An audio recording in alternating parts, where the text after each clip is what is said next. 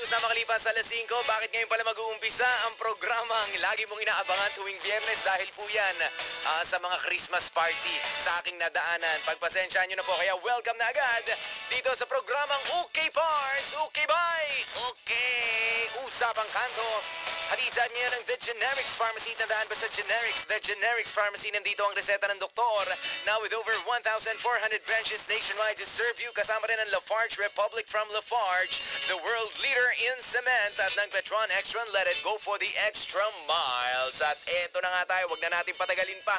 Mauubusan tayo ng oras mamaya-maya. Welcome na natin ang nung Lunes pa namin sinasabi sa inyo na makakasama natin para sa break mo to. Level up na tayo, people of the East Band. Welcome dito sa Tambayan. Yeah. Yun. Sige, isa pang hiyawan. Yun. Okay, magpakilala isa-isa at kung anong instrumento ang inyong mga hawak. Ako po si Marlon, bass and vocals. Si Mark, drummer. Jesse, guitars. Fonzie, guitar. Yan, okay. Unang-unang tanong. Inakala nyo ba na hindi matutuloy ang break mo to dahil wala pa yung host? Ha? Posible hindi matuloy yan. Ano ba? Ano na? Ayan. Sige, sagot. Matuloy yan. Hindi ka ba nangawit dyan, Mark? Hindi po. Hindi ka naman nangawit sa kauupo mo? Medyo natching naman. Alright. At kwentuhan na nga natin yung mga tambayers. Pwede po kayong mag-react mamaya-maya sa pamamagitan ng 2366. Mag-react, magtanong kung anong gusto nyo rin malaman dito sa mga parang ang bait-bait na banda, People of the East Band. Kaya na dahil nga, sabi nga namin sa inyo, gusto nila mag-inspire, gusto nila magbigay ng pag-asa sa pamamagitan ng kanilang mga kanta. Ayan, dati na namin tinatanong, sino ba mga inspirasyon ng mga bandang sumasali dito sa break mo to? Hindi nawawala dyan ang Guns N' Roses, ang Eraserheads. Kayo ba? Ano yung kakaiba mga banda na mga iniidolo nyo naman? Ako Korn. Korn. Okay. Ano pa? Sige, lahat. Ako po, OPM, so Sugar Free, mga Itchy Worms, mga iba't ibang alternative, mga Bamboo, Yosha. OPM. OPM din, sina Bronco, Rundab, yun, Sugar Free. Actually, pare-parehas ng may OPM. OPM talaga. Ayan, tapos paano kayo nagkasama-sama? Kanina kasi nagtanong na ako kung sa church ba kayo tumutugtog at sabi nyo, yes, tumutugtog kami sa church pero magkakaiba kami ng denomination na kinabibilangan, di ba? Ayan, pero paano nagkasama-sama ang apat para sa isang adhikain, Nax? Adhikain talaga. Sulong! Kasi si Marlon, kami ni Marlon, kami, schoolmate nung college. Best friend. Tapos, magkabanda na kami noon pa. Tapos, ngayon, nag-Dubai yan eh. Pagkagaling ng Dubai, parang bumulit kami ng banda. Iba ng genre. Ano yung genre nyo nun? Nung college? Korn. Oo, yun, medyo... Korn, Incubus, mga hardcore. Maengay. Maingay. Puro sigaw. Tapos nung bumalik galing sa dulong bayan, sa Dubai. Nagano siya. Pagka galing ng Dubai, ayun, nag-usap kami, buo kaming banda. Si Mark, pinsan ko, si Mark, saka si Fonzie, mag-best friend niya. So, nag-usap-usap na kami, nag-jam-jam lang. Tapos trinay namin yung mga compositions. Sino yung nag-compose sa inyo? Si Marlon. Si Marlon. So most of the compositions galing kay Marlon. O kayo rin, meron din naman kayong mga... No choice eh. Siya lang talaga. No choice. Talaga naman, ha? Tapos, sino ba mga banda yung may hawak ng bass? Tapos sila rin yung Mike Hanapol, ano? Opo. As Mike Hanapol, nakatulad nito si Marlon. Na nasa pa. All-American Rejects sa Foreign. Sa Visayas yun eh. All-American Rejects. Hindi, sa Amerika. Di ba? Okay, so mag-best friend si Fonzie tsaka si Mark. Tapos mag-best friends din to si Marlon at si Jesse. Ayun na, nabuo na.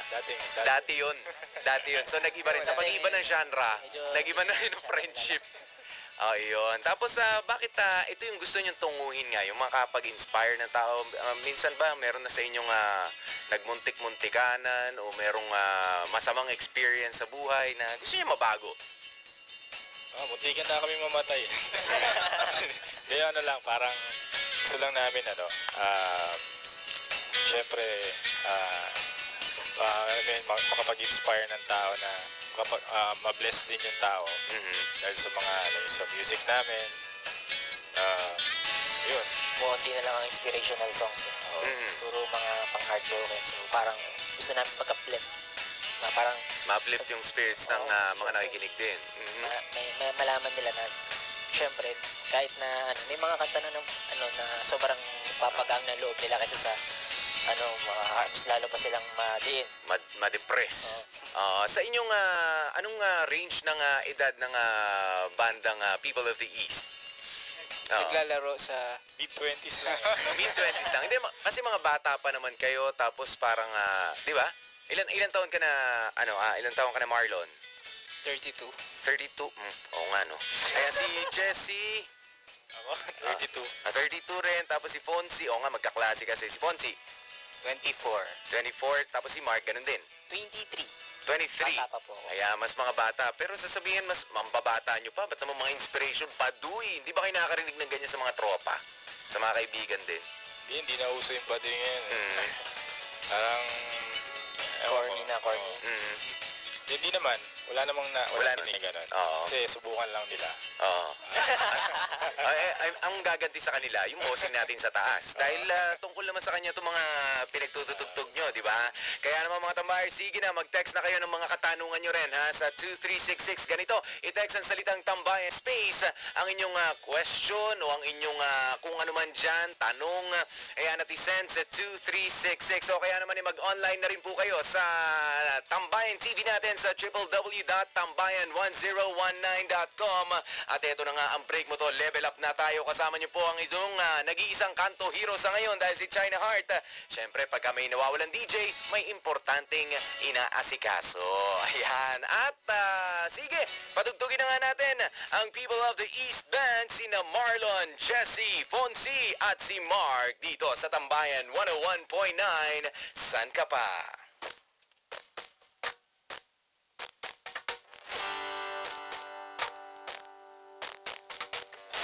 Hari ng dagmahana, teleponong apat na magdamag ng di umiimik.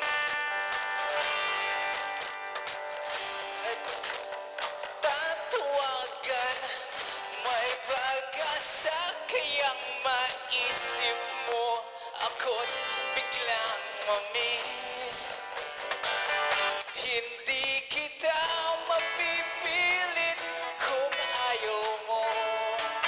Huwag mo akong isipin, bahala ka. Hindi kita mapipilit kung balak mo akong iwanan nag-iisa.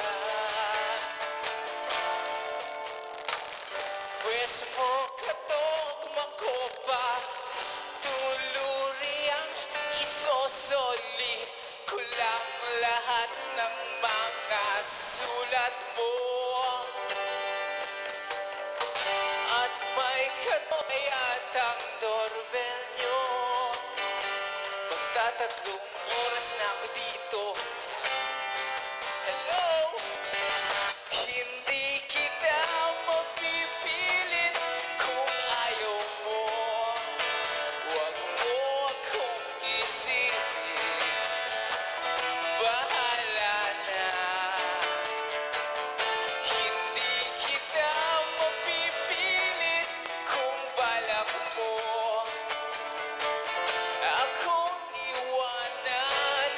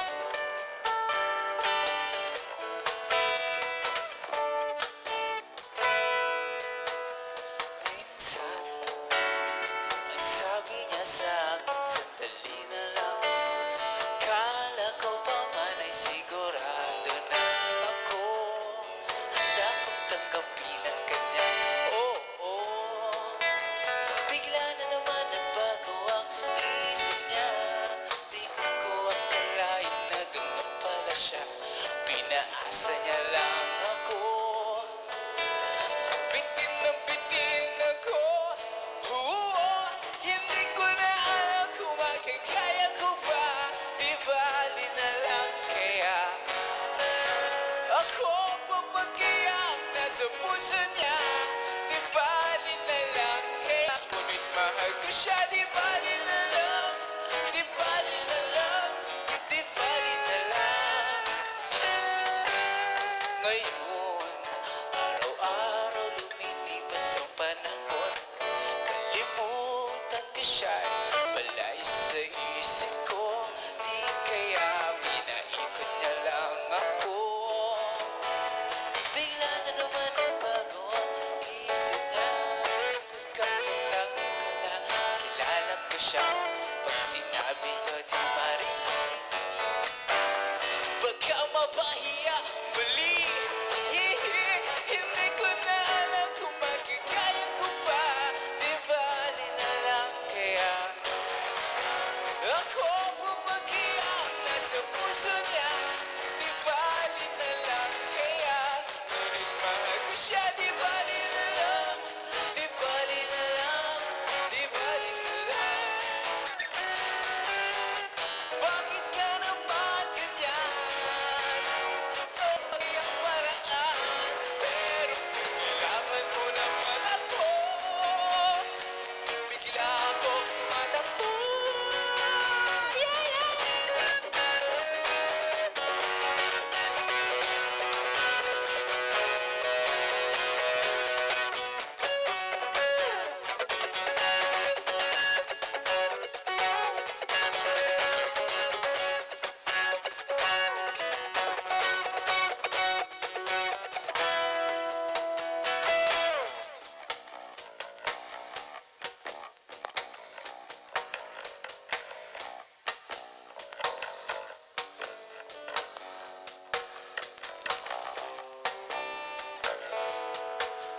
Minsan, sabi niya sa akin, sandali na lang.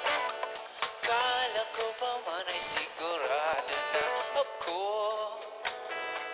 Bitin na